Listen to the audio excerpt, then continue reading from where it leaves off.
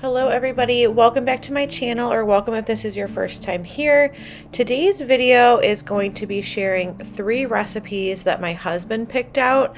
I asked him to kind of go on my Pinterest and look online and let me know if he had any inspiration of things that he wanted. So these are the meals that he came up with for the week. The first recipe in today's video is for this jalapeno popper grilled cheese sandwich, and I'm just going to start out by prepping the jalapenos. So to do that, I just went ahead and cut off the ends, and then I go ahead and slice them in half lengthwise, and I find it easiest just to use a spoon to scoop out the seeds and the membranes, and then I'm just going to discard them.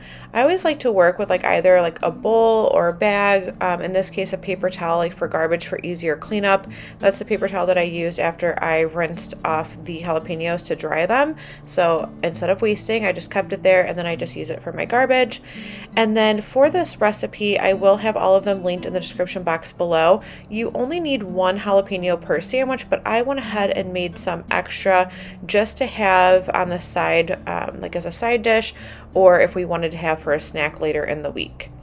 Once you have those cleaned out, you're just going to take some cream cheese and fill each piece. And I went ahead and put the amount of cream cheese that I knew I would need onto my cutting board, so that way I wasn't digging into the package of cream cheese when there's jalapeno juice on the knife, if you will, because I didn't want to cross-contaminate it or get any of that spice into my whole container of cream cheese. So that was just easiest for me to do there. And then I went ahead and laid these out onto a baking sheet lined with foil, and then they baked at 375 for about 25 to 30 minutes, or until your jalapenos start to soften, and then the cream cheese will start to brown slightly. And here they are out of the oven. Now to assemble the grilled cheese sandwiches, this is very easy. I'm just using 1 slice of cheddar cheese and 1 slice of pepper jack cheese. And then I also cooked up some bacon, and I'm using 2 slices of bacon per sandwich and just snapping each of those pieces in half. And then you're going to add on your jalapenos as soon as they come out of the oven, and then we are going to be ready to griddle these up. Now I went ahead and added butter to the top side of the bread while it was on the cutting board, and then you're going to see shortly after I put it in the pan, I'm going to go ahead and butter the other side of the bread. That way both sides can get nice and golden brown. Now, who doesn't love a grilled cheese? And any way that you can kind of change it up and try something new, I love the idea of. So I was really happy when my husband wanted to try this recipe. I have mentioned in a previous video, I am kind of eating on a lower carb diet, so I have to be honest, I did not eat the sandwich. However, he is pretty picky about some things, and he's always very honest with me, and he absolutely loved these. He did say it was a heavy sandwich. I thought he would eat both of them, but one was enough for him just because of all the cheese and the cream cheese. Here it is out of the pan, and how amazing does that look? Alright, the second recipe that he chose was for this cheesy ranch chicken pasta, which I was kind of surprised about because I didn't think he was that big of a fan of ranch. But this I love because it is pretty much a 1-pot meal with the exception of the bacon. You're just going to start out with some chicken stock. I use the better than bouillon, so that's why you can see I have water, and then I added that in. And then you're also going to add in 1 packet of ranch seasoning mix. And then I went ahead and took my whisk and really whisked that well together just to try to get out any of the bigger clumps of the ranch. And then you're going to go in with 8 ounces of penne pasta. You really could use any kind of pasta here, I think.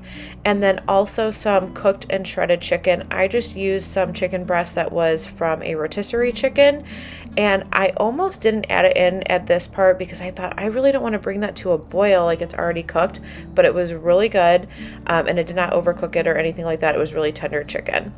So you just want to bring that to a boil, and then once it comes to a boil, you're going to cover it with the lid, turn the heat down to low, and then you want to let this boil for about 15 to 20 minutes or until your pasta is cooked. And you're going to see there is some liquid left in the pan, and that's perfectly okay because that's going to make your sauce. So to that, I added in some cream cheese and then some shredded cheddar cheese, and then just stirred all of that well together. And then the sauce does thicken as it cools, so keep that in mind.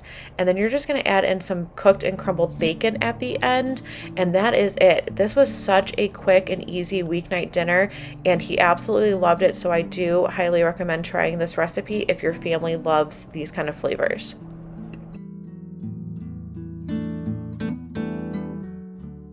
All right, the last recipe in today's video is for this stuffed burger, and I'm using this Cuisinart burger stuffing contraption that my husband got as a gift a few years ago. You can absolutely do this without this. It was meant to make it easier with a well. You're gonna see, I'm gonna show you, I'm making 2 burgers. The first one I did struggle with a little bit, and then the second one I got better at because I kind of understood more so how to use the burger press. But I'm just stuffing these with some shredded cheddar cheese and some diced up jalapenos because that's what my husband wanted to have on his, or in his, I should say. But if you didn't have the burger press, you can absolutely just do this by kind of forming thinner patties of the hamburger meat and then adding your filling and then pinching the ends together.